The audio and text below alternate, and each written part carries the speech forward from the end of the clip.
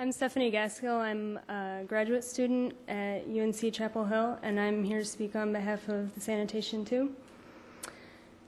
So I have a prepared statement.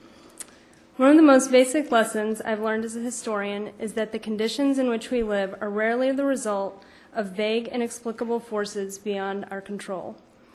This lesson hit me hardest when I learned about how Detroit became the post-industrial wasteland it is today. As a kid growing up in Toledo, my parents always told me Detroit was a dangerous place. But it took a graduate seminar in American history to make me realize that this was not because the city was naturally a magnet for crime or because its citizens were inherently corrupt. Rather, deliberate decisions to deny African Americans in particular fair access to decent housing and jobs, along with the federal government's decision to allow corporations to flee the unionized working force of the North for the right to work south, made Detroit what it is.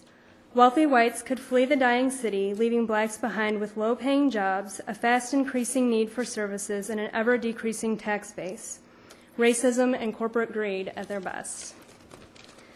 Of course, racism has a different history here in the South, one that involves the all-too-familiar stories of slavery and Jim Crow.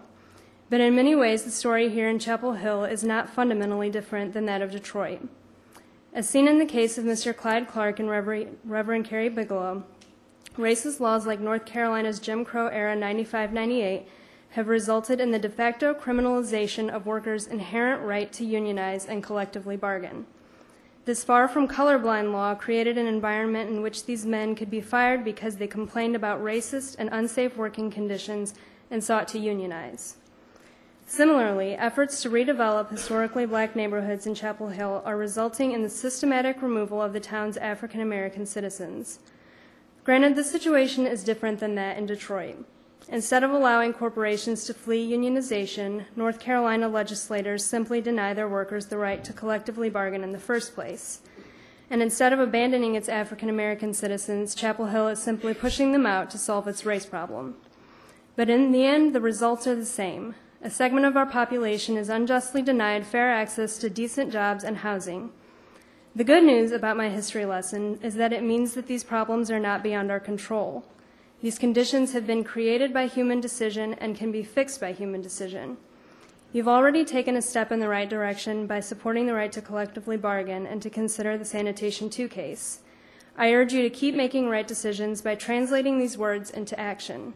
It's your job to investigate racial discrimination in the workplace and the community and ensure that it is rectified. Rehire the Sanitation 2 and work to end housing discrimination. Uphold your duty as public servants and do the right thing. Thank you. Thank you, Ms. Gill.